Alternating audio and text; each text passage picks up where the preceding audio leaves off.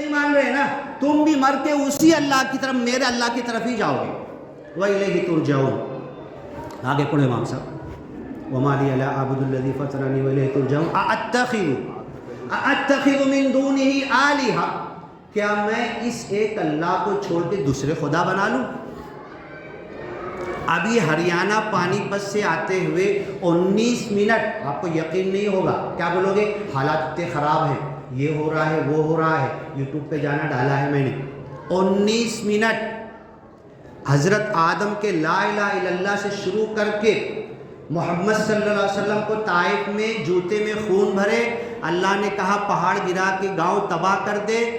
محمد صلی اللہ علیہ وسلم نے کہا کہ نہیں میری قوم ہے, یہ نہیں ان کی اولاد مانے گی. وہاں سے محمد ابن قاسم آئے, انڈیا میں آئے, یہی گیان لے کر آئے ایک خدا کا.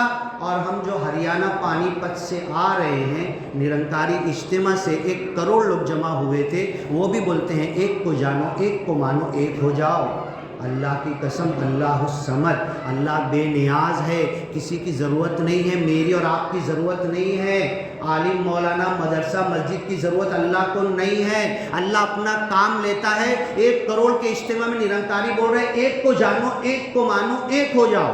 میرے کو دوسرے ڈبے میں دیکھے نا, بولے ڈاکٹر صاحب آؤ, بولے ادھر نا تھوڑا سب وہ لاؤڈ اسپیکر ریلوے میں لگا کے نا اللہ کی ایک خدا کی تعریف, نراکار کی تعریف کر رہے, تم بھی کچھ شبد بولو. آ کر آیا میں اس ڈبے میں, S2 سے S11 میں آیا, اندر ہی اندر پورا گچا گچ بھرا ہوا تھا, جماعت آئی ہوئی تھی. وہاں گئے تو انہوں نے کہا کہ ڈاکٹر صاحب نماز پڑھ لو. ایک ساتھ ہم نے ریلوے میں نماز پڑھی. نماز پڑھنے کے بعد پھر ان لوگوں نے مائک میرے ہاتھ میں دیا, پورا ڈبہ گچا گچ بھرا ہوا ہے.